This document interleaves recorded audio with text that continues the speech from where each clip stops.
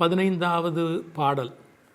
முதல் 5 பாடல் பாயிரமாகவும் அடுத்த 10 பாடல்கள் உறங்குவோரை எழுப்புவதாகவும் அந்த உறங்குவோரை எழுப்புவதாக பாடுவதே 10 ஆழ்வார்களை குறிப்பதாகவும் வைணவத்தில் உரை சொல்வது மரபு.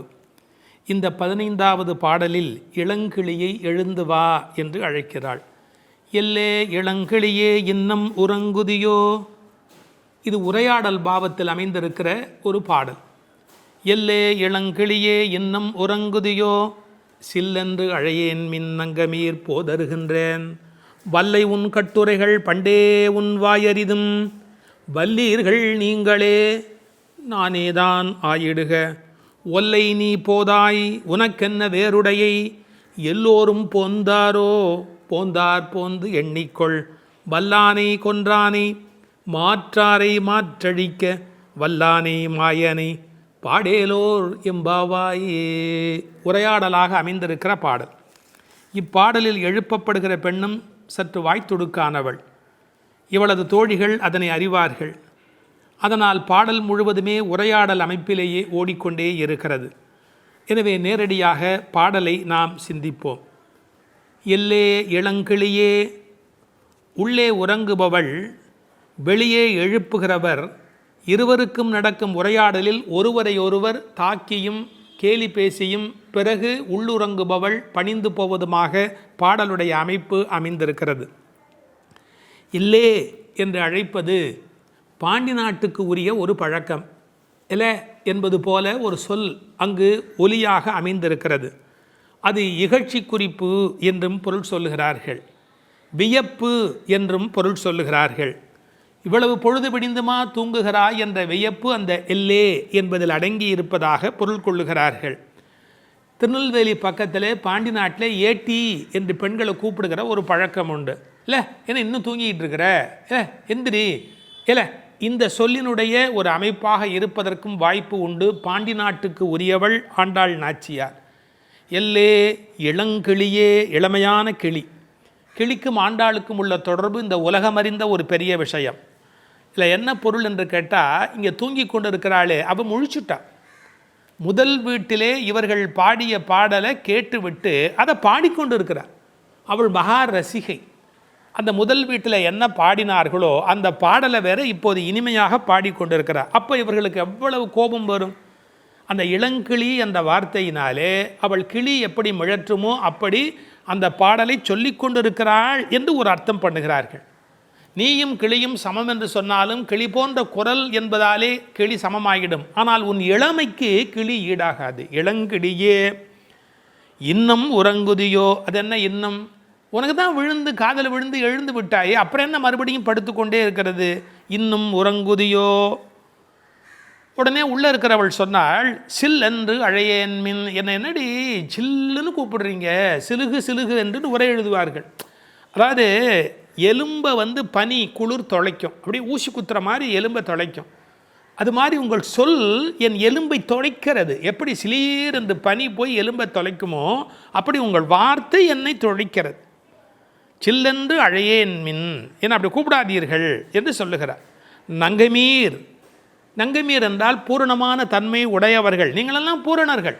அப்படி இருக்கிற நீங்கள் என்னை போய் இப்படியெல்லாம் சொல்லலாமா? இந்த வார்த்தையை கேட்டு என்னால் எப்படி சகித்து கொள்ள முடியும்? என்னால் முடியாது என்று. இவர்கள் என்ன சொல்லுகிறார்கள், நீ கிருஷ்ணனை அனுபவித்து கொண்டு படுத்திருக்கிறாய். அவ என்ன நினைக்கிறா, அந்த கிருஷ்ணானுபவத்தில் இவர்கள் அழைப்பதே இடையூறாயிற்றுன்னு நினைக்கிறாளோ என்று ஒரு பொருள் சொல்வார்.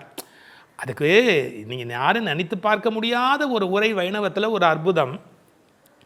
பெருமாள் கோயிலில் போய் உட்கார்ந்துருக்குறோம், ஒரு நல்ல காலட்சேபம் கேட்டுக்கொண்டிருக்கிறோம். அருமையாக ஒரு மனிதர் பாசுரத்துக்கு வியாக்கியானம் சொல்லி கொண்டிருக்கிறார். அப்போது அந்த கோயிலுக்கு உள்ளே இருந்து பலிமூர்த்தி அது வெளியில் டம் டம் டம் என்று ஒலி எழுப்பு கொண்டு வந்தால், இங்கே நல்ல காலட்சேபம் கேட்பதற்கு அந்த பெருமாள் எழுந்தருளுவதே கொஞ்சம் லேசாக ஒரு ஒரு ஒரு அசௌகரியமாக தெரியாதா? இது என்னுடைய வார்த்தை அல்ல. திருவரங்கத்தில் சந்திர புஷ்கரிணி கரையில் திருப்புன்னை மரத்தின் கீழே பெரியோர்கள் பலர் கூடி திருவாய்மொழி அர்த்தானுசந்தானம், அர்த்தத்தை அனுசந்தானம் பண்ணி கொண்டிருக்கிறது. அர்த்தானுசந்தானம் பண்ணி கொண்டிருக்கிற போது பலி சாதிக்க செல்வர் எழுந்தருளியது, அந்த மூர்த்தி எழுந்தருளியது அவர்களுக்கு அசகியமாக இருந்தது, அதாவது ரசிக்க முடியாததாக இருக்கிறது, அதை ஏற்றுக்கொள்ள முடியாததாக இருக்கிறது. உற்சவமூர்த்திகளில் ஒருவர் எழுந்து வருகிறார். இந்த காலட்சேபம் கேட்டுக்கொண்டிருக்கிற போது அதுவே அசௌகரியமாக அவர்களுக்கு தெரிகிறது. கொஞ்சம் யோசிச்சு பாருங்கள். அது மாதிரி இவள் அனுபவித்து கொண்டிருக்கிறாள் கண்ணனை. இவங்க வாசல்லேருந்து கூப்பிடுறது அனுபவத்துக்கு தான் கூப்பிடுகிறார்கள், ஆனால் அதுவே ஒரு மாதிரி சில்லுன்னு கூப்பிடுற மாதிரி இருக்கிறதா. இவர்கள் பேச்சு கிருஷ்ணனை மனத்தால் அனுபவிக்கும் சுகத்திற்கு இடையூறு ஆயிற்று. அதனால் அவர் சொன்னான், நங்கை மீர் பூரணமான நீங்கள் என்னை இப்படி அழைக்காதீர்கள், போதருகின்றேன், வந்து விட்டேன், வர்றேன் இதை வந்துடுறேன் அப்படின்னு. சில பேர் வர்றேன்னு சொல்வார்களே ஒழிய சொல்லியே காலத்தை ஓட்டி கொண்டிருப்பார்கள், வரமாட்டார். கண்ணனை யசோதை அழைக்கிறா, போதர் கண்டாய் இங்கு போதர் கண்டாய், போதரேன் என்னாதே போதர் கண்டாய். இந்த வர்றேன்னு சொல்லி டயத்தை எடுத்துக்காதே. போதர் கண்டாய் இங்கு போதர் கண்டாய், போதரேன் என்னாதே போதர் கண்டாய். பெரியாழ்வார் திருமொழியில் வருகிறது. சில பேர் வீட்டில் புறப்படும் போது மனைவியை கிளம்பலையா வரலையா அப்படின்னு கேட்பார்கள். அந்த அம்மா ஒரு பதில் சொல்வார்கள், 5 நிமிஷத்தில் வர்றேன்னு அரை மணி நேரமாக சொல்கிறேனே உங்களுக்கு புரியலையாம்பாங்க. 5 நிமிஷத்தில் வர்றேன்னு அரை மணி நேரமாக சொல்கிறேனே உங்களுக்கு புரியலையா அப்படின்னு. அது மாதிரி வர்றேன்னு சொல்லியே காலத்தை கடத்தி கொண்டிருக்கிறாள். போதருகின்றேன். உடனே வெளியில் இருக்கிறவங்களாம் சொன்னாங்க, வல்லை உன் கட்டுரைகள் பண்டே உன் வாயறிதும், நீ வாயாடி, எங்களுக்கு தெரியாதா உன்னை பற்றி, நீ என்ன பேச்சு பேசுவேன், இட்டுக்கட்டி பேசுகிறது ரொம்ப கெட்டிக்காரி. அதாவது நடந்ததாக சொல்கிற மாதிரி வர்றேன்னு சொல்கிறிய ஒழிய நீ கிளம்ப மாட்டேங்கிற. கட்டுரைகள், கட்டி உரைத்தல் கட்டுரை, வல்லை உன் கட்டுரைகள், அதில் நீ ரொம்ப கெட்டிக்காரி, வாயாடி, இட்டுக்கட்டி சொல்கிறதுல ரொம்ப கெட்டிக்காரி. பண்டே உன் வாய் எறிதம், உன் வாய் என்னன்னு எங்களுக்கு அப்போவே தெரியும், முன்னமே உன் வாயை தெரியும். இப்போ உள்ளே இருந்த பெண்ணுக்கு அழுக வந்துவிடுத்து. தன்னை வெளியில் இருக்கிறவங்களாம் இப்படி பேசினார்கள். ஒன்று வல்லீர்கள் நீங்களே, என்ன வாயாடின்னு சொல்லாதீங்கடி, நீங்கள் தான் வாயாடிங்க, வல்லீர்கள் நீங்களே. இப்போது வெளியில் இருப்பவர்களுக்கும் உள்ளே இருப்பவர்களுக்கும் இடையில அந்த மோதல் வெடிக்கிறது. ஆனால் உள்ளே இருக்கிற பெண் பாருங்கள், முதல்ல ஒரு வார்த்தை சொல்லிட்டா, என்ன வாயாடின்னு சொல்கிறீங்க, நீங்கள்லாம் தான் வாயாடி அப்படின்னு கோவத்தில் பேசினவ ஒரு செகண்டுக்குள்ளே தன்னை பற்றி யோசிச்சுட்டு நானே தான் ஆகிடுகேன். ஆஹா, இதுதான் ஸ்ரீ வைஷ்ணவ லட்சணம் என்று சொல்வார்கள். அதனால தான் அழகிய மணவாள பெருமாள் நாயனார் திருப்பாவை ஆகிறது இப்பாட்டு இரே என்று எழுதி வைத்தார். அது ஏன் இந்த பாட்டுக்கு அவ்வளோ சிறப்பு? ஸ்ரீ வைஷ்ணவர்கள் தவறு இன்னொருவருடையதாக இருந்தாலும் கூட பண்பு நலன் கருதி அது என் தப்பாகவே இருந்துட்டு போட்டோம் அப்படின்னு பரதாழ்வானை போல ஒப்புக்கொள்கிற பண்பு இருக்கணுமா. வல்லீர்கள் நீங்களே, நீங்கள் தான் வாயாடின்னு வெளியில் இருக்கிறவங்கள பார்த்து சொன்னவ நானே தான் ஆயிடுக, நான் தான் அந்த வாயாடியாக இருந்துட்டு போகிறேன், என்னை விடுங்கடி, நானே தான் ஆயிடுக அப்படின்னு. இதை எப்படி அனுபவிப்பார்கள்? இதை விளக்குவதற்காகவே ஆண்டாள் உரையாடல் பாணியிலே இந்த பாடலை எழுதுகிறார்.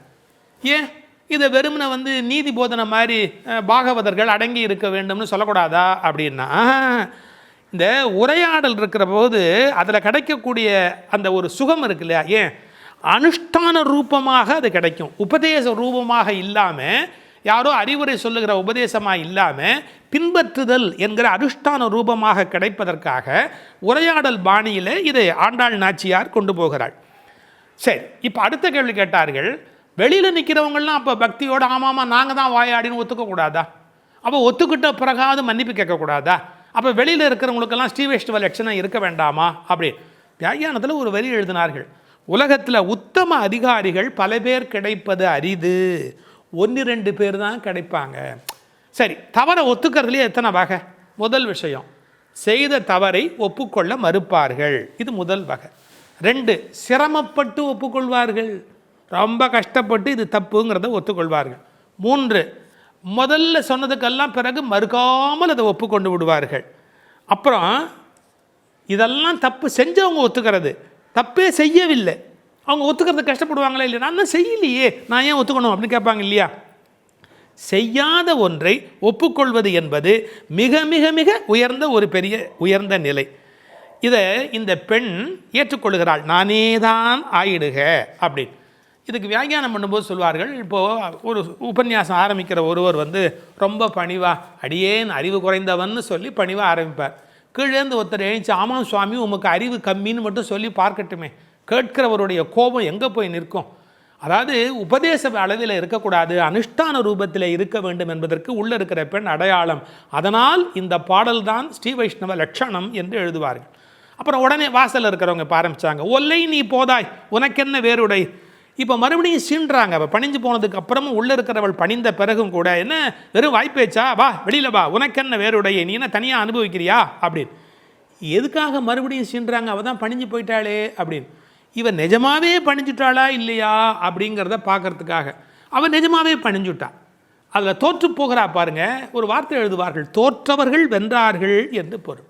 சாரி அப்படின்னு சொல்கிறது உதட்டிலேருந்து வரக்கூடாது, உள்ளத்திலேருந்து வரணும்.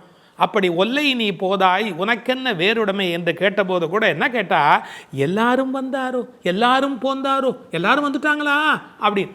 ஏன் எல்லாருமா சேர்ந்து போகிற சம்பந்தம் ரொம்ப முக்கியம். இதுக்கு ஒரு உதாரணம் எழுதுவார்கள்.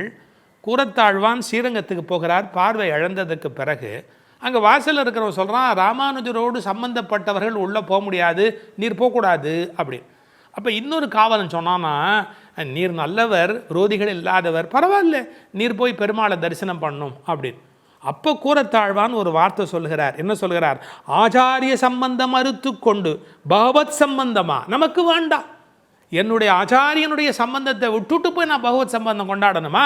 வேண்டியதில்லை அப்படின்னு. இந்த உரையை எடுத்துக்கொண்டு எல்லோரும் போந்தாரா, எல்லாரும் வந்துட்டாங்களா, யாரும் விட்டு போலையே. உண்மையான ரிலிஜன் எங்கே இருக்குது தெரியுமா? எல்லாரும் நல்லா இருக்கணும் அப்படிங்கிற கருத்தில் சமயத்தின் உண்மை லட்சணத்தை வெளிப்படுத்தினார்கள். வல்லானை கொன்றானை, வல் ப்ளஸ் ஆனை, மிக கொடூரமாக வந்த குவாலய பீடம் என்ற யானையை கொன்றவனை, மாற்றாரை மாற்றழிக்க வல்லானை, எதிரிகளுடைய எதிரித்தன்மையை அழிப்பவனை அல்லது எதிரிகளையே அழிப்பவனை, மாற்றாரை, மாற்றார்னா எதிரிகள், மாற்றழிக்க வல்லானை. வல்லானைன்னா இது ஆண்பால். முதல் வல் ப்ளஸ் ஆனை, அது யானையை குறிப்பது. மாயனை பாடேலோர் எம்பாவாய், மாயத்தில் வல்லவனை பாடுவோம் என்று இந்த பாடல் நிறைவு பெறுகிறது.